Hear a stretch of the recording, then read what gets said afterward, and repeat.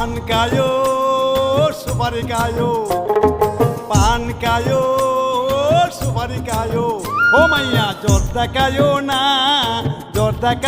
না যতনে রাখিও সখী বুইলা হ্যালো, আসসালামু আলাইকুম। আসলে সবাই ভালো আছেন, আমি ভালো আছি। আবার চলে আসলাম নতুন একটা ব্লগ নিয়ে।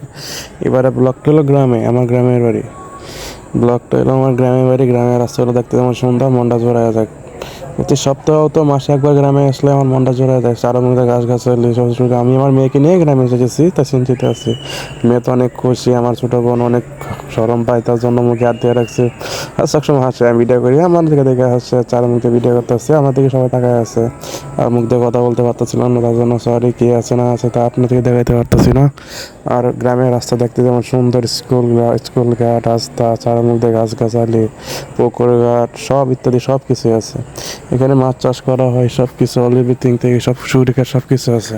আর এখানে আসলে আমার মনটা ভালো হয়ে যায়। রাস্তার মাঝখানে টং দোকান প্লাস টং ঘর, আর এরই মাঝখানে মুরগির ফার্ম রোজার, এগুলোর সাথে মিশে গেলে মনটা অনেক জোরে আছে। আর আপনারা যারা আসবেন অবশ্যই তো বুঝতেই পারতেছেন। তো আমি চলে আসলাম আমাদের গ্রামের বাড়ির পাশে। আর আমি দেখতে পাচ্ছেন আমাদের তো দেখাচ্ছি না। আর আমি আমার ছোটো বোন আমার মেয়ে একসাথে যাইতেছি রাস্তা দিয়ে। আমি যখন যে ব্লগ করি আর ভাবতেছি এই ব্লগটা কেন ছাড়বো, তো এই ব্লগটা করলাম। আর আপনারা দেখেন গাছ সোনালির ফসল এখনও ধান ছাড়ে নাই। তো ধান ছাড়া তখন তো ওয়েট করতে পারবো না, তাই জেনে পারছি না ভিডিও করছি, জোর থেকে জুম করে ভিডিও করলাম। দেখেন কৃষকরা কেমনি কাজ করে, আর যারা কাজে অনেক মনোযোগিত হয়। তো আমার বাড়ির বাসার সামনে হাঁসগুলো করে খাইতেছিল। আর পোকটা দেখতে পাচ্ছেন, পেঁপে গাছে পেঁপে, কলা গাছ, কলা, মানে এখানে পুরা ওজনের জিনিস পাবেন। গ্রাম অঞ্চলে যে খাওয়া দাওয়া যারা করে আমি দেখছি, তারপর বয়স প্রচুর 80+, তারাও কিন্তু মাঠে কাজ করতেছে। আর ঢাকা শহরে যারা বয়স 50+, 55-60 হয়েছে, সাথে সাথে ঘরে বেড়ে যায়। তার অনুযায়ী কি ঢাকার মানুষ কিন্তু সবসময় ফরমালিন খায়, আর গ্রামের লোক সবসময় টাটকা খায়, তার জন্য শক্তিশালী। আর এখানে দেখতে আছেন আমার সব কিছুই ভালো লাগে। আমি ছাদে উঠতে আছি, ছাদ থেকে দেখাবো আপনাদেরকে আমাদের বাসার কত কি ভিউ, আর কত সুন্দর আমার এই ছাদের উপরে দেখে সব দেখতে পাচ্ছেন। চারমুখ দিয়ে গাছ গাছালি, চারমুখ দিয়ে ফসল, বাড়ির পাশে আপনার পেঁপে গাছ থেকে শুরু করে সব। আমার পিছনে সব ফসল, চারমুখী ধান গাছ, বিঘে ধান লাগিয়ে রাখছে। বিকেল টাইম তো বলো অনেক খেলাধুলা করতে আসছে, আর আমি এদিক দিয়ে ভিডিও করি, কিন্তু খেলাধুলা কিন্তু যাই নাই। তাই আমি ভিডিও করে অনেক দূর থেকে জুম করে দেখেন মানুষের কত কষ্ট করতেছে। তাও দিনের রোদ্রে প্রচুর রোদ ছিল, কিন্তু বিকেল টাইমে তো বিকেলে রোদের মধ্যে কিন্তু কাজকাম করতে আছে, তার ফসল ভালো ভালো লাগে কন্টিনিউ হতেছে। আর বাড়ির সাথেই পেঁপে গাছটা, এই পেঁপে গাছটা দেখতে আমার প্রচুর ভালো লাগে। পেঁপে এক থেকে শুরু করে উঠছে যে অনেক সুন্দরভাবে উঠছে, মনটা জয় যায়, কিছু করার নাই। আপনারা যদি না দেখলে বুঝবেন না আর কি। দেখেন না কত জুম করছে, কত ক্লিয়ারলি দেখা যায়, মানে ওজনলি মনটা চাকরি চলে যায় আবারও। আর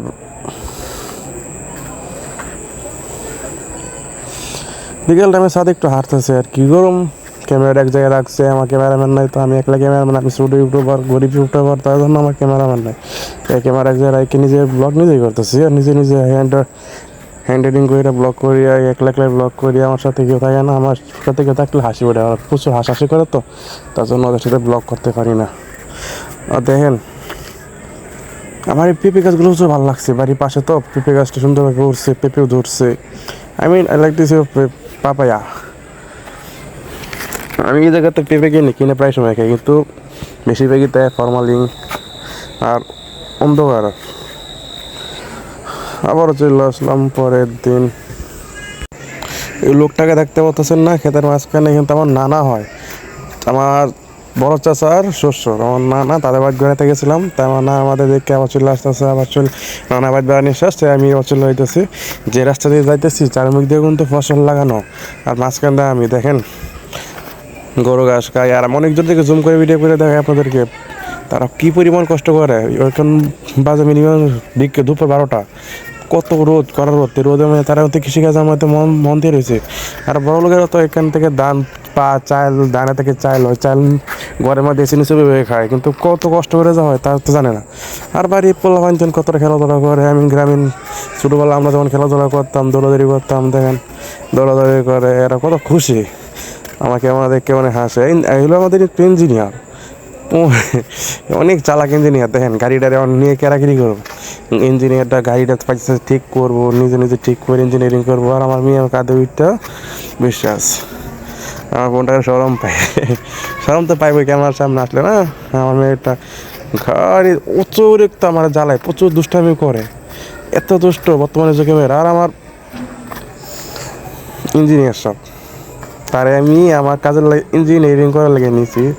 সে কীভাবে ইঞ্জিনিয়ারিং করে চাকাটা লাগাই দেখেন, যখন লাগাইতে পারবো না তখন আমার কাছে চলে যাবো।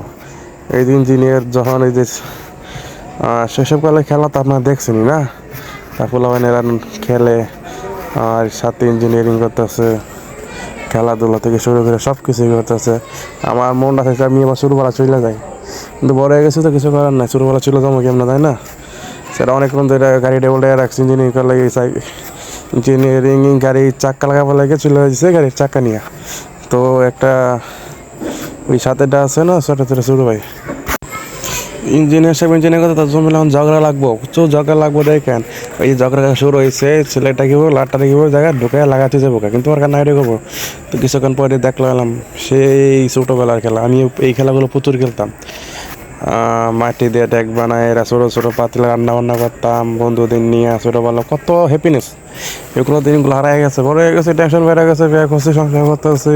এদিকে সারাদিন এই সংসার করতে করতে, সারাদিন সংসারে খেলা খেলতে খেলতে এসব খেলা সব ভুলে গেছে। আমার বোন ক্যামেরার সামনে আসতেছে না, প্রচুর সরম পা, দেখেন রাগারিয়া করে, আমার মেয়ের এনে চলে গেছে। দেখেন আবারও দেখাইলাম বাড়ির সেই পেঁপে গাছটি, বাড়ি কত কাজ দিয়েছে, একদম ধীরে সাইডে একদম গাছ লাগানো হয়েছে, চার মুখ দিয়ে সুন্দরভাবে গাছগুলো হয়েছে। আর সেই ইঞ্জিনিয়ার সব শুয়ে টুয়ে সবভাবে কত চেষ্টা করতে হচ্ছে গাড়িটা ঠিক করার লাগে, কিন্তু পারতেছে না। কী করবো, বেচারা মানুষ অনেক কষ্ট করতেছে, কেউ তারে সাহায্য করে না। তো আল্লাহ হাফেজ, ভালো দেখেন, সবাই সাবস্ক্রাইব করেন।